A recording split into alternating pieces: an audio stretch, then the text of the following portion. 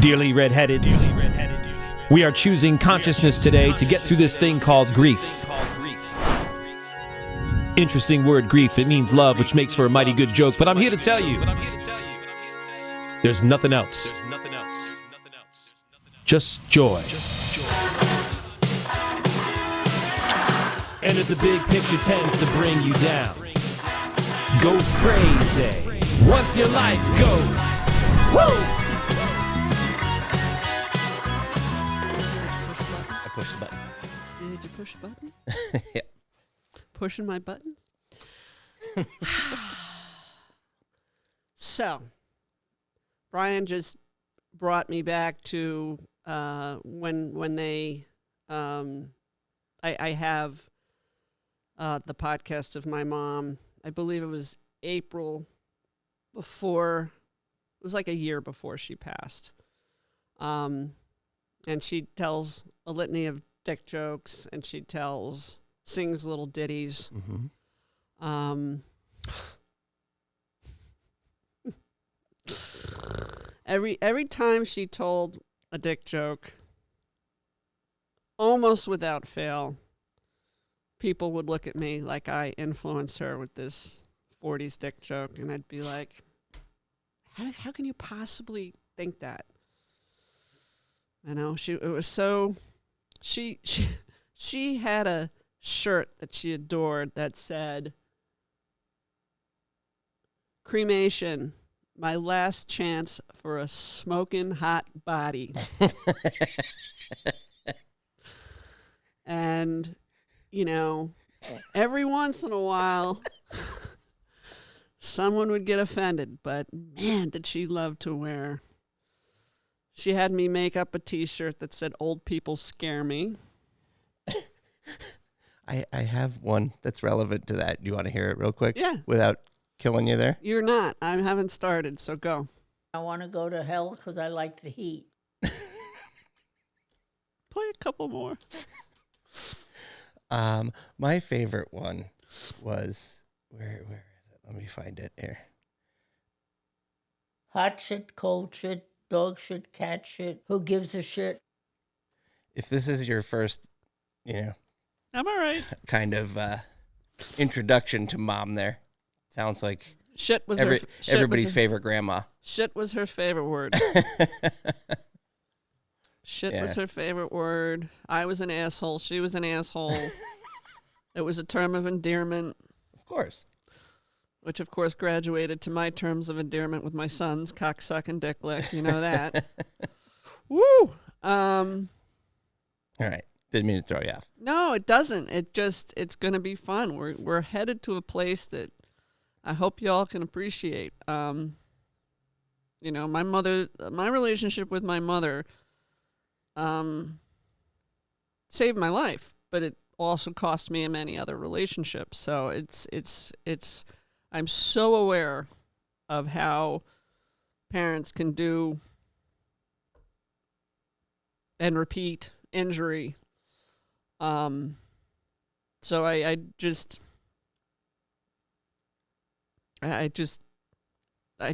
aware. I straightened my mother out when I was a teenager. I was one of the few people that held her accountable, but I was also interested in her. And then by the time my early 20s came around, the friendship was cemented.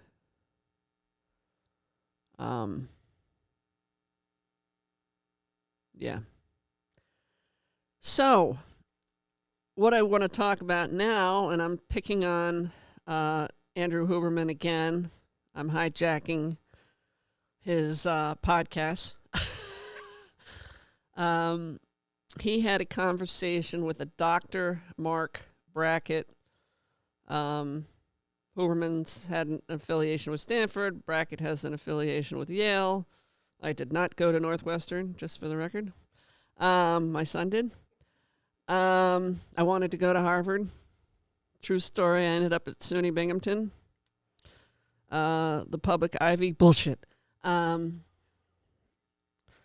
I got my master's at SUNY New Paltz, which, woohoo! Anyway, all schools are not created equal. That's all I'll say. I want to do a rant right on that. I want to do a fucking rant. The show Suits makes fun of SUNY Binghamton. I'm glad somebody fucking did. Anyway, all right. So Marc Brackett, I gotta tell you, this guy really impressed me. I often say I'm hard to impress. I'm hard to make laugh. I guess I am because I am. This guy, his authenticity was on point. I know that's an overused word, but it was. And I don't know his history, but it was abusive, bullying. He had a remarkable animus presence, the balance of feminine, masculine that I love to see in men. That doesn't mean they're effeminate. That's not what it means.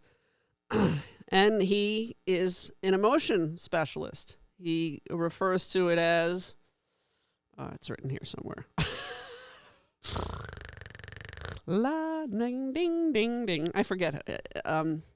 He doesn't refer to EQ, emotional quotient, but he emotional intelligence. Wow. Okay, guys. Woo! You see the problem, right?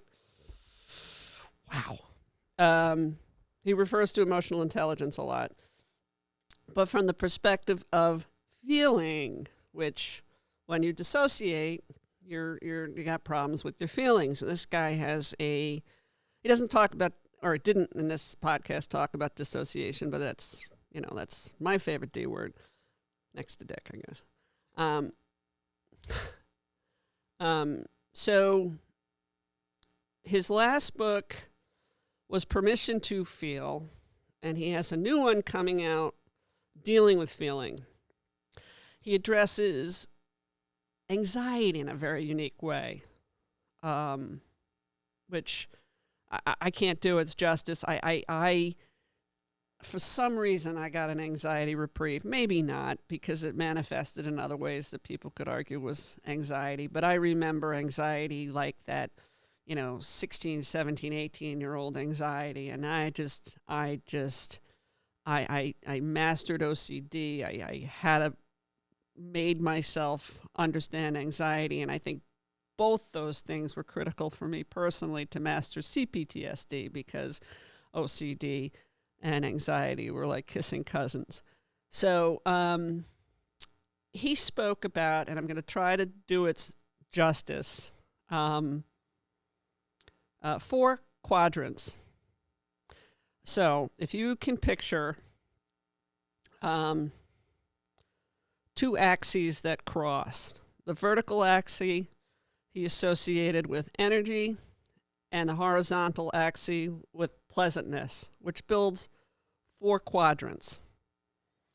High energy, high pleasantness, low energy, pleasantness, unpleasantness, low energy, high unpleasantness. Meaning, at any one time, you can have emotion that exists in one of those 4 quadrants. And he also correlates them to color. Yellow emotions being high energy, high pleasantness; green, low energy, pleasantness; blue, unpleasantness, low energy; red, high energy, high unpleasantness. I want to say pheasant. So he discussed a child he had encountered that was in the red quadrant, and it was a 5-year-old, and his instinct was to not just kind of get out of the child why the child was essentially angry, or whatever the child associated with being in the red. And so he questioned the child as to, I forget how he questioned the child about as to why he was feeling the way he was. And the child at 5 years old acknowledged that the feeling was impermanent. And that just was very powerful for me because I've had to learn that feelings and emotions are like the weather.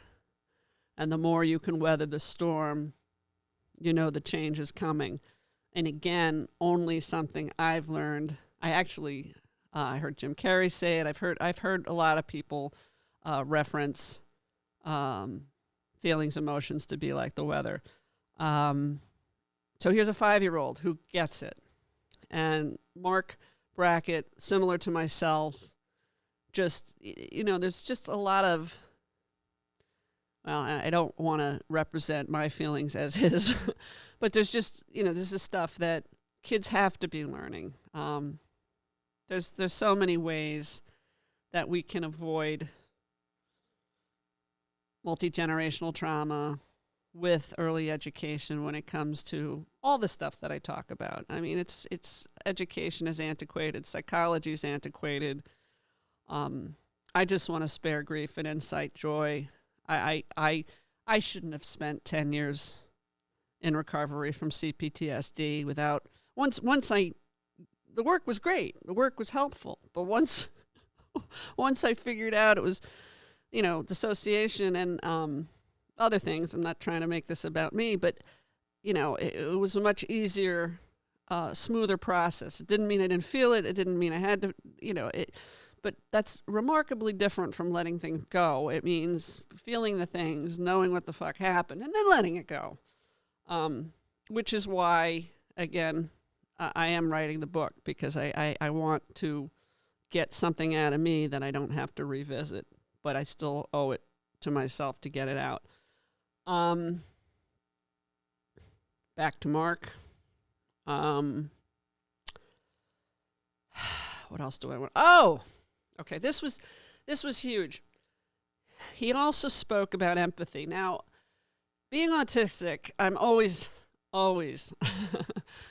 interested in the empathy conversation, because I have had an overage.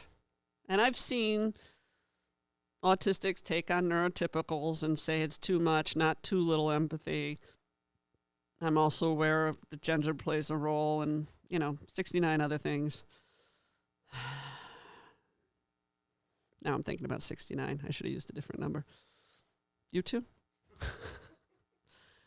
So, yeah, let me get that image out of my head.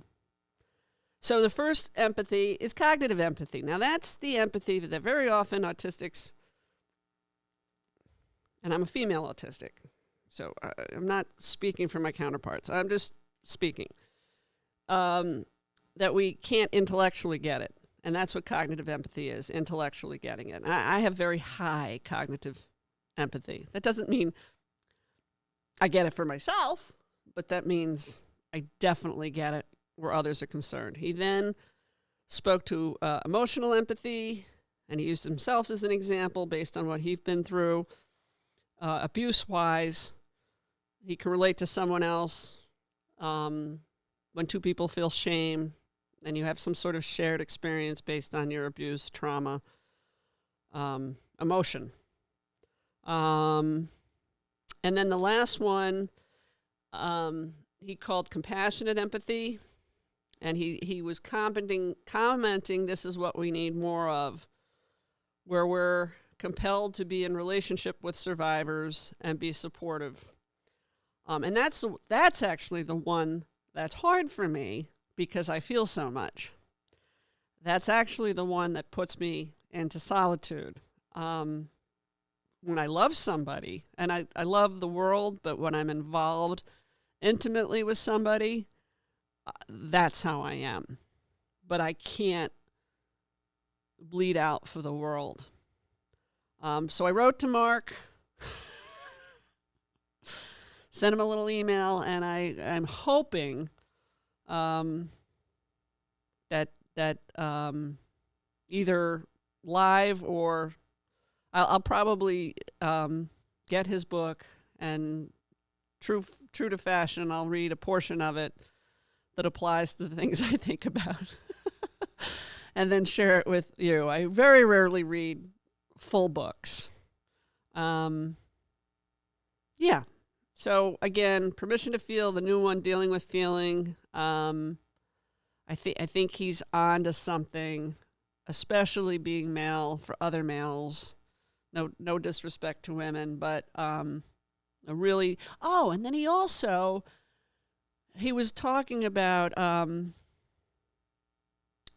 I'm not going to do its justice, but having a little issue during COVID, maybe with his mother-in-law, and then people bust his balls about how he's supposed to be, the guy who's got his act together. And he had such a funny comment where he just said, "I'm not that person right now." Like he was acknowledging that he fallacy flawed, but just in such a human way that, he's done all this research, he knows everything, but he still doesn't expect of himself to be the emotional, intelligent human being all the time. The other thing that I think I have time to talk about, in my fantasy land of talking to him, is if we have an IQ and we have an EQ, I've spoken before about my belief that we need a BQ and an MQ, a malevolence, that word throws me, quotient, where based on, it's not exactly good and evil, but you can call it good and evil if you want, benevolent being good, malevolence being evil, but we all have a quotient. And this gets complicated because there are some, and I forget, somebody has done research on this. I got to find that.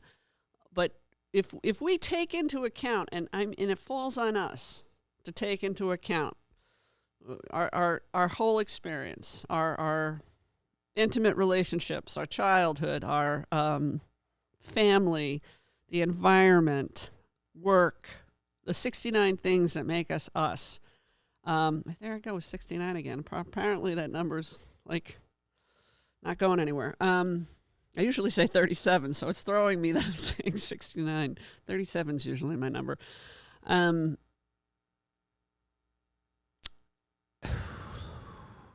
and MQ. Yeah. So I think I would love to collaborate to formulate something to help people determine their BQ and MQ, but essentially it falls on us. The work falls on us. What resonates, all the things that I say about examining your shadow, and that's the thing, getting on that path to look at ourselves, that there's so much fear involved. And this is all me, has nothing to do with him. I digress, but it's still related.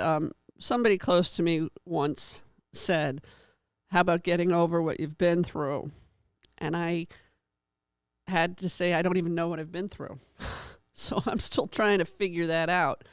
And I don't need apologies from those that did damage, because I know how damaged they are.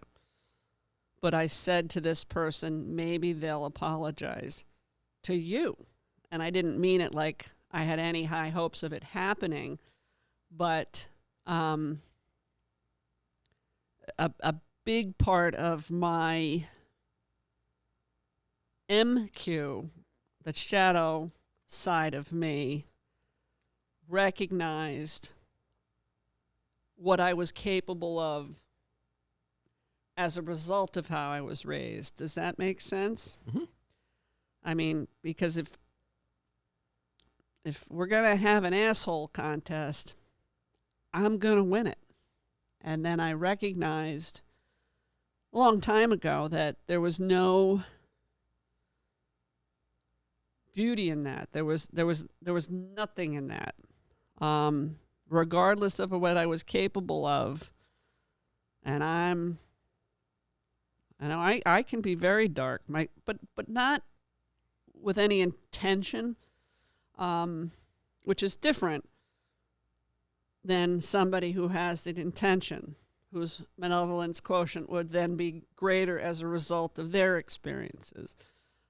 So my benevolent quotient in my own scale, in my own head, would be very high because I have examined my shadow. So my fantasy would be talking about this stuff. There is some work being done in it.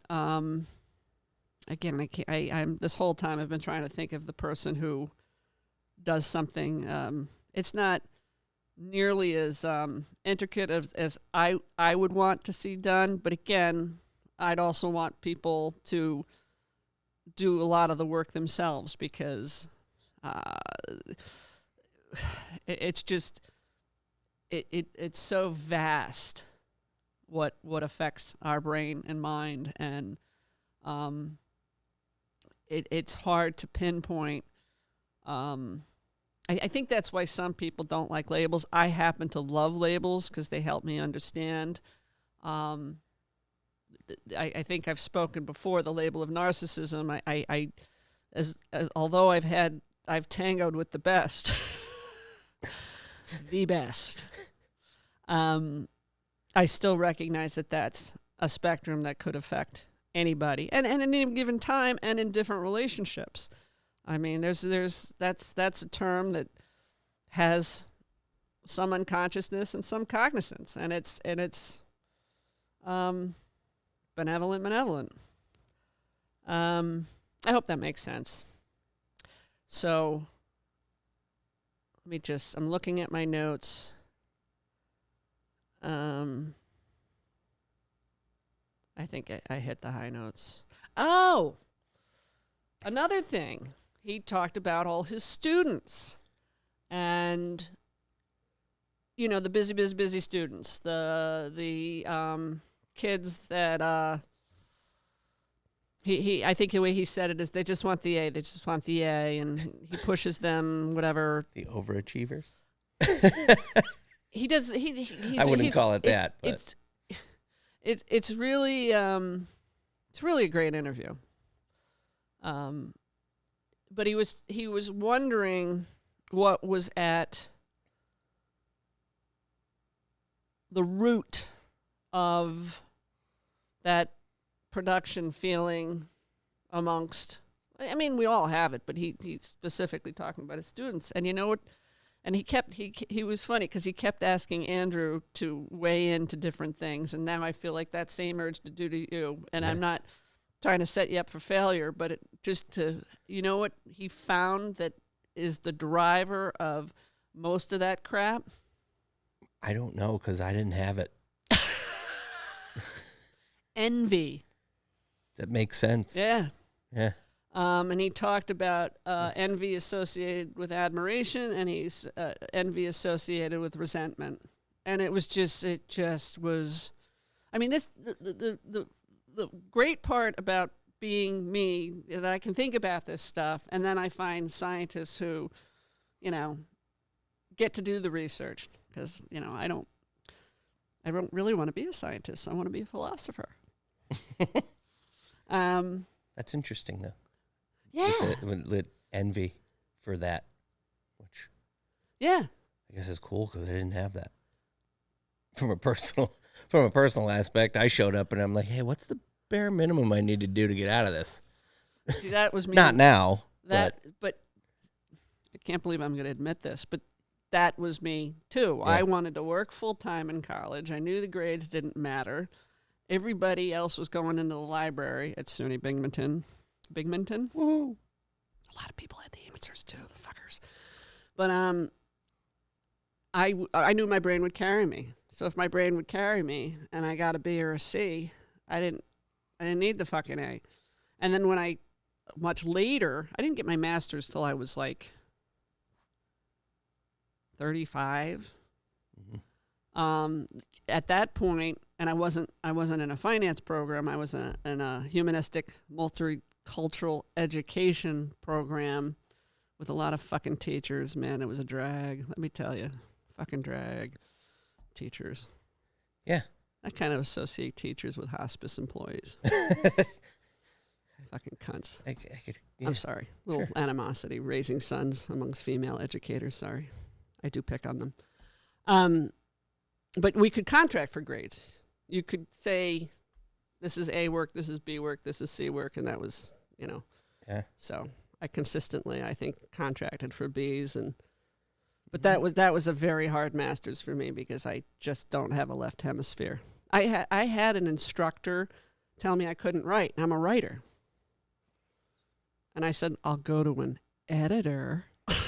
Yeah. But I'm not. I'm not taking a writing course. I'm there. I hated college, but I mean, we've talked before. I'm of that generation. I'm a millennial by number, but I said I identify more as a Gen X.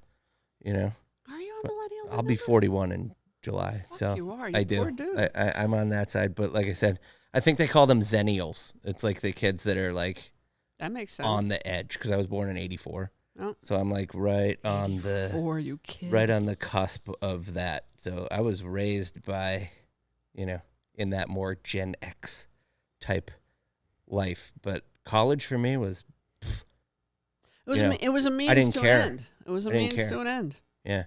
But we come from that generation where it was, you have to go to college if you want a job. And you know what I mean? Yeah, I wanted to go to Harvard. Yeah, I didn't want to do anything, but I got pushed into college. I probably should have joined the military or done something crazy. But now, I tell my wife all the time, if I was to go back to college now, I would get straight A's. I would blow it out of the water. But I don't need to go to college. But what would you study? I don't fucking know. History, probably. Oh, wow. Okay. Because that's my thing. But regardless, I think, and Frank would attest to that, I don't think you need college for a lot of stuff. You don't anymore. And No. then, Don't get me wrong. If you want to be yes, a doctor, a brain surgeon, or whatever, I hope you read a book if you're going inside my head. But, there's a lot. Right. That's I think it's pushed. Amongst, AI and those fields, venture capital startups, they list the college and then dropout is right after it. Well, AI is going to get a lot of people in trouble, but that's a conversation for another day. I don't mind. I love it. I ain't going to lie. It speaks to multidimensional thinking. Mm-hmm. AI gets that we're multidimensional. It does. Humans are having a little problem with it. But they've already started tests where, and this is, I don't want to go off on a tangent because we could go forever, but they've already started tests where kids are using AI in colleges. Oh, yeah. And they're creating a whole essay, whatever you want to call it, and then 20 minutes later, they have no idea what they just wrote or what they came up with. But I digress. Right? I don't know. I mean, years ago, like the field of engineering, years, and I can't cite when, but engineers didn't go to college. And then, college became what college became. And now it's sort of full circle about fields that need it and don't need it. And I get very frustrated by psychology and neurology. I think therapists, the Alan Shore, the person I'm going to talk about next week, the one who I mentioned whenever the fuck I mentioned him, he spoke to the responsibility of therapists in a way I had never heard anybody speak to, because a lot of therapists fall into the trap of we're not supposed to advise, so whatever comes forth, and then they meet you where you're at. That's a big one. They meet where you're at. So, and that's important. I know how important that is. But when you're in need of, they got to take more risks, or I always thought if I ever do get another degree, which by the way, I think I told you I don't want, I don't want to do the work, but there's some sort of happy medium about getting, I should have been told I was dissociating. I should have been told that Daryl Hammond said it took, and I've mentioned him before, I've mentioned his documentary before, very powerful. I don't remember. He said 9, 10, 11 doctors it took before someone just told him what he needed to hear to make the connections. I mean, we need to make the connect. That's the only thing that's going to prevent this cycle. I think we brought that full circle. Yeah. Hey, go make your connections. I do it. It's so much easier for me to do. That's why. And one reason, again, Alan Shore. Alan Shore is pro right brain. I am so right brain. And finally, that lost gusto over the years because people have come out and said the whole right brain, left brain thing's a myth. Alan Shore speaks to the right brain being responsible for the unconscious. I thought my clothes were going to fly off me when he said that. This is an 80-some-odd 2-year-old man. I was like, dialing the phone, No, I'm kidding. Well, not really, but I can overlook a lot when you've got a good mind. Sorry. So I've said it. Right now, it would just be self-indulgence. So I'm gonna shut up. Cap it there. Cap it. Cap it. Thank you for listening and supporting Natural Born Redhead. If you follow the bouncing balls, please like and subscribe. If you know someone interested in sparing others grief and inciting joy, message me on Facebook or reach out via my website, Natural Born Redhead. J-Ma.